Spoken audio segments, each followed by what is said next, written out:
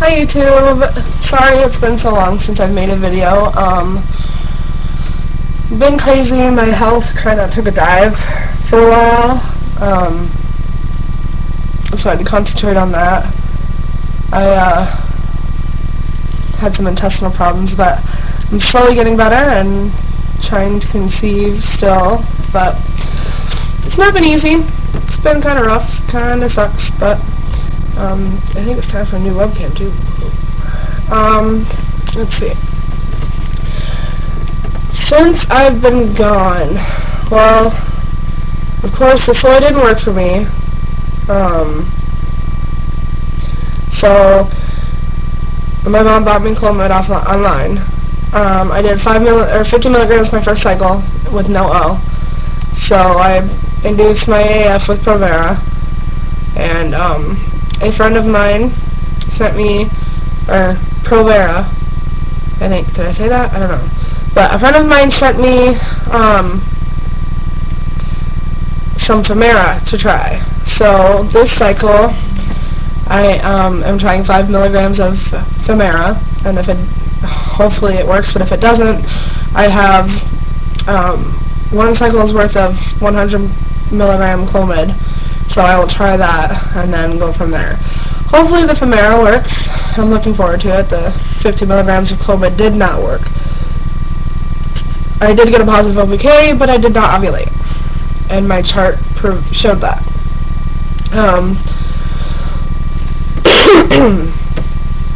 Let's see.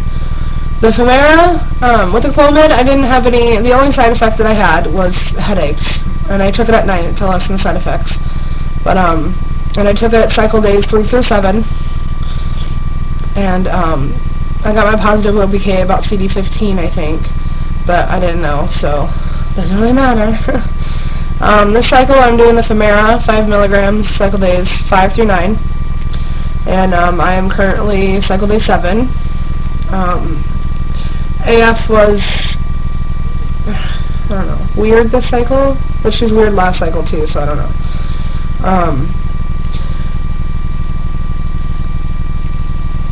Last cycle I had some trouble with my temps as well because we rearranged my room, so I now have to sleep with my thermometer under my pillow. So just like this morning, it's not all the time that I have trouble with it, just sometimes, but I go to get it and it's too far under my pillow, so I can't just reach around and grab it. I have to like dig for it, so I'm moving and my temperature is spiking, and I know it. Yesterday my temp went from 97.7 to 97.9 today, and I'm pretty sure it went up to 0.2 degrees because I was digging for my thermometer. So a friend gave me an idea that I'm going to actually try out. I have some extra Velcro here in the house, and I'm going to make a little baggie and Velcro it to the wall to stick my thermometer in. That way all I have to do is reach up, grab the thermometer, stick it in. Also, I know a lot of people temp orally, and a lot of people with PCOS, or anybody in general, I guess. The problem is that a lot of times you can be a mouth breather when you sleep, meaning you breathe from your mouth. You don't breathe through your nose. The problem with that is your mouth's going to be significantly different, a different temperature every time you take your temperature. So the thing that I suggest is to either close your mouth when you wake up in the morning for a couple of minutes and then take your temperature, or I suggest vaginal. I changed from oral to vaginal in August, and it was a huge difference. Like, it was consistency all the time. Even my anovulatory cycles, they were consistent. My temperatures were consistent. It was incredible, and I am very pleased with the vaginal temping. It's not that hard. It's just so easy. You take the thermometer, you only have to put it in about an inch or two. I mean, literally, just to get inside enough to get the reading of your basal body temperature. And then you take the temp, record it, and you clean it. That's it. I keep wet wipes because, well, I have a kid, but even if you don't have a kid, the hygiene wipes. Summer's Eve makes cleansing wipes. Keep those around. Stick them in, like, the bag or your nightstand, wherever, and just wipe your thermometer clean. It's not that hard, and it makes a huge difference. For the better. Definitely for the better. Hold on, I'm going to turn on my Sensi. I'm addicted. There we go. Anyway. Yeah, temping vaginally is much, much, much, much better. It's going to show you a huge difference, especially the women with the PCOS who have up and down temperatures all the time, because that just happens with PCOS, period. So, yeah, right now I am CD9, or CD7, and on my 3rd day of Femara. So far the only side effect with that was dizziness, a little dizziness when I wake up in the morning, but it's not that bad. It lasts from the time I wake up, like literally wake up and get out of bed, to the time I go to the bathroom, and then it's gone. It's not bad at all. I'm taking it right as well. Excuse me.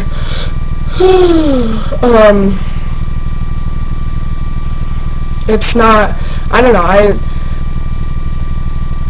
just hope it works.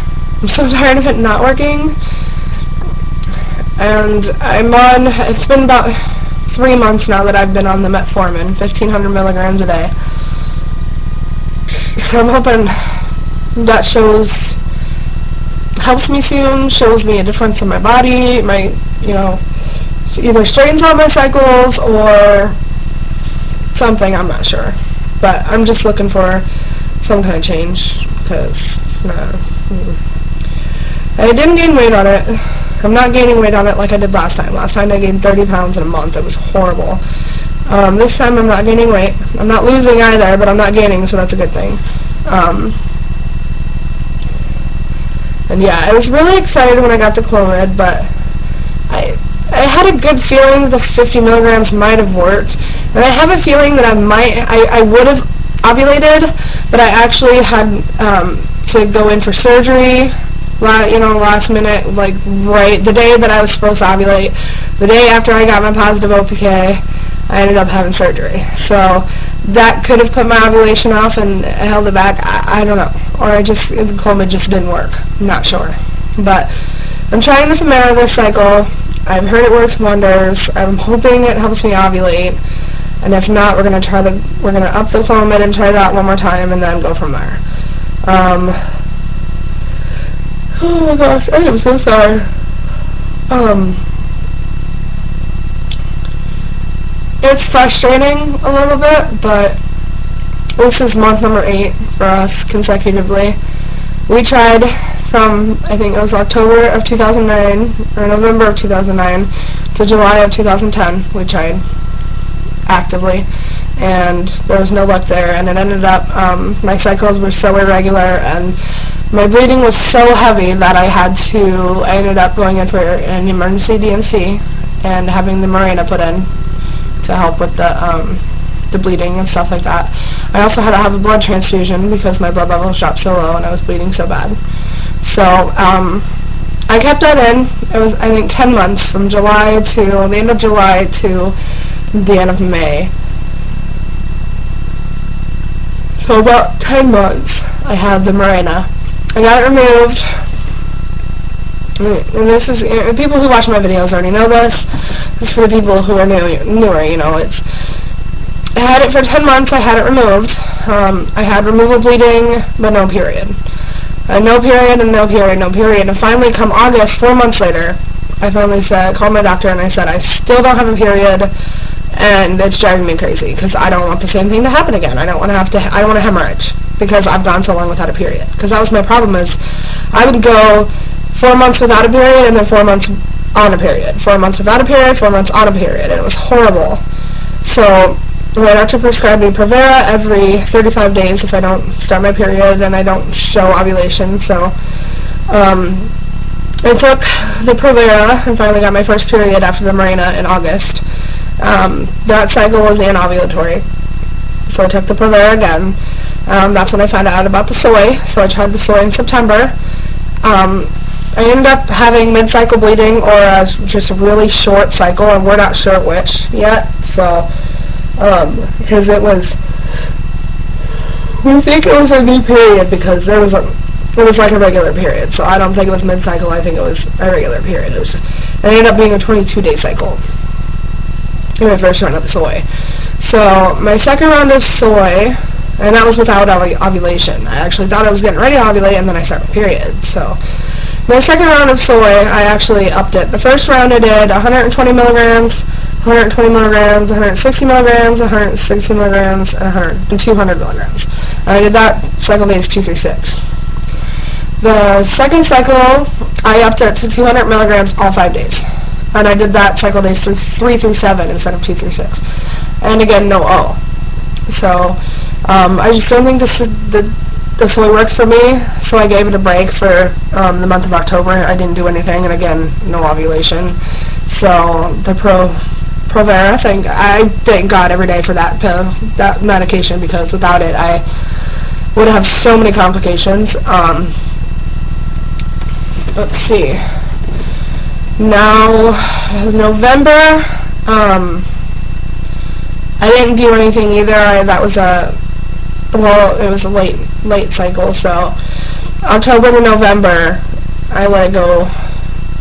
I just want to do, because I ordered my Clomid in November, so I wanted to wait till I got it to start my Provera, that way I could time it right. So my period went from October into really late November, so by the time I was done with the Provera, it had been 45 days, and it was December 4th was when I started AF. And December 4th is when I tried that cycle is when I tried the 50 milligrams of Clomid, which didn't work. And so after, hold on, let me pull up my chart. So I can better explain it. Okay. Let's see, the 50 milligram Clomid cycle, my temperatures were up and down, from the beginning they were way higher than usual. I thought it might have been because of the Clomid, but I wasn't for sure. But I don't know. I ended up getting a positive OPK on cycle day 14. My temperature dropped, no, cycle day 15.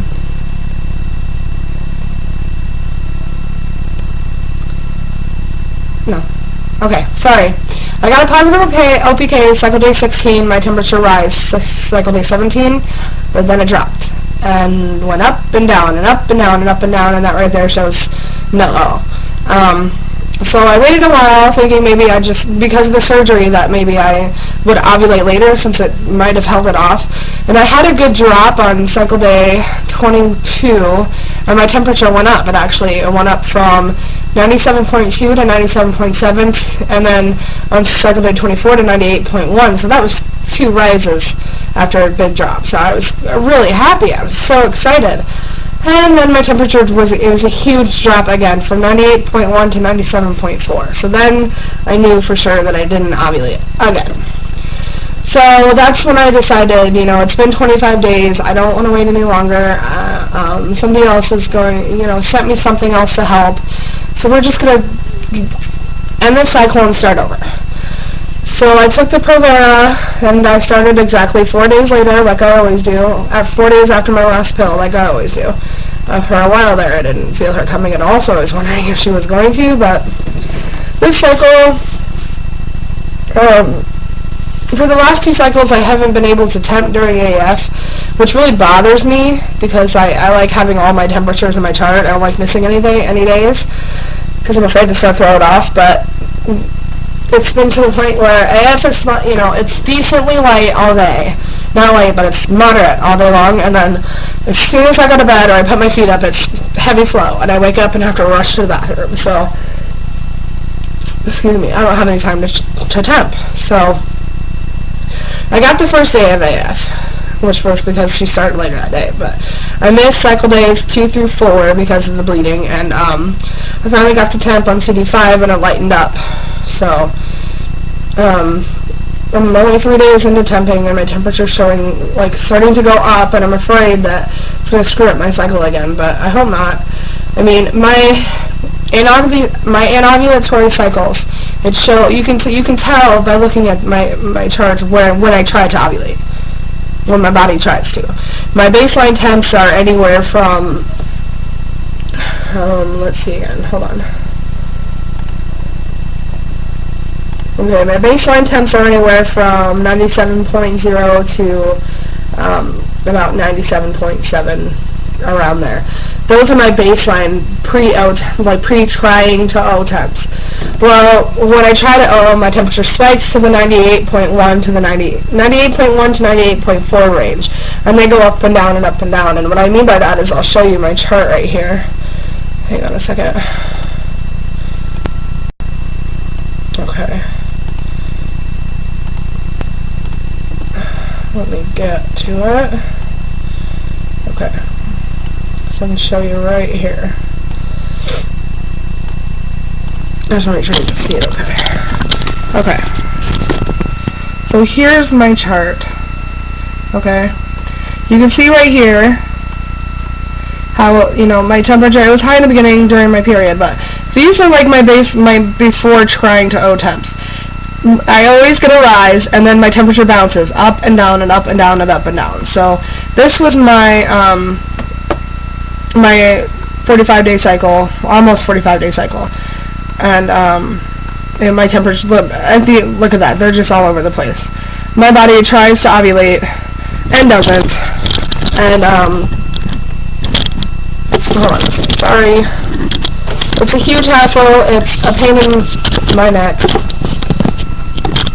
And it's frustrating to see every month your temperature rise and then not stay up. Sorry, my camera's just, okay, there we go.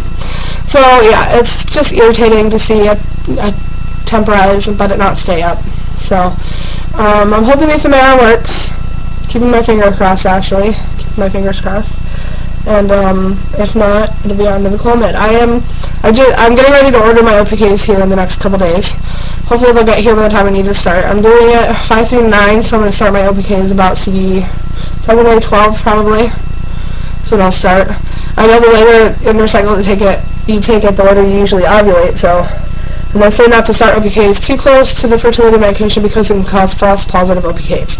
So CD12 is probably when I'll start just in case, and I'll continue to temp and watch my temps to confirm and everything, but I'll probably update once I get my OPKs and start doing my OPKs. I will be doing more videos from here on out. Now that my health is back, I have more time with my son napping during the day still, and yeah, so just don't give up, ladies. There's still hope. We're still trying. After 9 months, we tried for 9 months, took a 10-month break, and we've been trying for 8 months again. So if I can do it and still keep going, you can too. Just remember to keep it fun, ladies, because trying to conceive shouldn't be work. It should be fun, even if it's stressful. That's a way to make it less stressful, is make it fun. So, thanks for watching. I'll update again as soon as I get my OPKs in, or unless I think of something and feel the need to update. If you have any questions, please comment, ask away. Subscribe to my videos. I always subscribe back. You can message me with anything that you need. I do have a Facebook page. If you'd like the information, contact me. I'd be happy to add you, to talk for support, anything. I'm also on Cafe Mom in the Trying to Conceive group. I'm HJMF on there. Love that group. Yeah, so subscribe, and please feel free, like I said, feel free to ask any questions. I'm here for support. I know how it feels. I've probably been through it. And good luck and lots of baby dust, ladies.